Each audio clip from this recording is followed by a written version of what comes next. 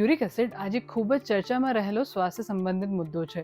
શું તમે ક્યારે એવું વિચાર્યું છે કે વધુ ને વધુ લોકોને યુરિક એસિડ કેમ વધી જાય છે? ચાલો સમજીએ કે યુરિક એસિડમાં વધારો થવાથી શું સમસ્યાઓ થાય છે અને તેને કેવી રીતે નિયંત્રિત કરી શકાય. યુરિક એસિડ શરીરમાં ઉત્પન્ન થતું એક એવું સામાન્ય રાસાયણિક સંયોજન છે જે પ્યુરિન નામના પદાર્થના વધુ પડતા સેવન કરવાથી અથવા તો કિડની જ્યારે અસરકારક રીતે ઉત્સર્જન ન કરી શકતી હોય ત્યારે લોહીમાં એકઠું થવા લાગે છે, જેના કારણે આપણને સાંધામાં દુખાવો થાય છે અને ગાઉટ જેવી ગંભીર સ્વાસ્થ્ય સંબંધિત સમસ્યાઓ થઈ શકે છે. તો ચાલો યુરિક એસિડને નિયંત્રિત કેવી રીતે કરવું અને દુખાવાને ઘટાડવા માટેની કેટલીક સરળ અને આરામદાયક ટિપ્સ જાણીએ. જ્યારે પણ યુરિક એસિડની વાત આવે ત્યારે આહાર અને પાચન એક મુખ્ય પરિબળ છે. જેમને પણ યુરિક એસિડનું પ્રમાણ વધુ હોય તેઓએ ખાતરી કરવી જોઈએ કે તેમના આહારમાં પૂરતા પ્રમાણમાં ફાઇબરનો સમાવેશ થયેલો હોય. બીજું, પ્રોસેસ ફૂડને ટાળો. Packaged, ready to eat food, તળેલો ખોરાક અને જંક ફૂડને બદલે તમારા આહારમાં ફળ, ગાજર, પાંદડાવાળા શાકભાજી અને આખા અનાજનો સમાવેશ કરો. શરૂઆતમાં આપણે વાત કરી કે પ્યુરિન યુરિક એસિડ વધારવા માટે જવાબદાર છે. આથી પ્યુરિનથી ભરપૂર ખોરાકને સંપૂર્ણપણે ટાળવો જોઈએ, જેમ કે રેડ મીટ, શેલફિશ, પોર્ક અને ચોક્કસ પ્રકારની ફિશ ખાવાનું સંપૂર્ણપણે બંધ કરો. આ પાચન પ્રક્રિયા દરમિયાન યુરિક એસિડનું ઉત્પાદન વધારે છે. ખાંડવાળો ખોરાક અને પીણા ટાળો. પેકેટ જ્યુસ, કોલા વગેરેમાં રહેલું ફ્રુક્ટોઝ યુરિક એસિડનું લેવલ વધારી શકે છે. ચોથું, પાણી પીવું એક એવી આદત છે કે જેમાં કોઈ પણ બાંધછોડ નથી કરવાની.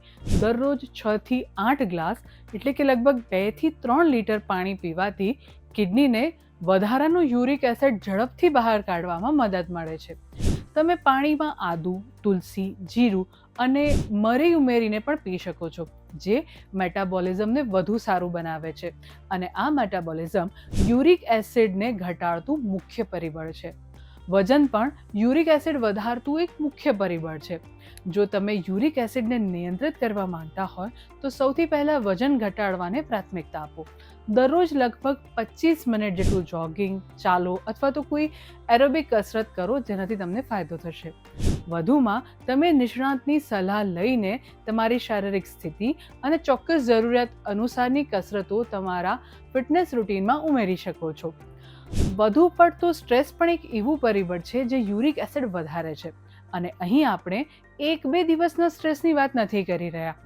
લાંબા સમય સુધી કામનો સ્ટ્રેસ અથવા તો અન્ય કોઈ વ્યક્તિગત સ્ટ્રેસ હોય તે અહીં વાસ્તવિક ગુનેગાર છે.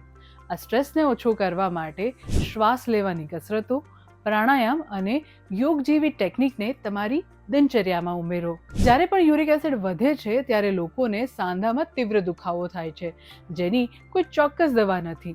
આથી 15 થી 20 મિનિટ માટે સાંધા પર આઈસ પેક લગાવવાથી દુખાવામાં રાહત મળશે. સાથે જ તમારે સારી રીતે આરામ પણ કરવો જોઈએ. આ યુરિક એસિડ ધરાવતા લોકોએ આ બધા જ પગલાંને અનુસરવાનો પ્રયાસ કરવો જોઈએ.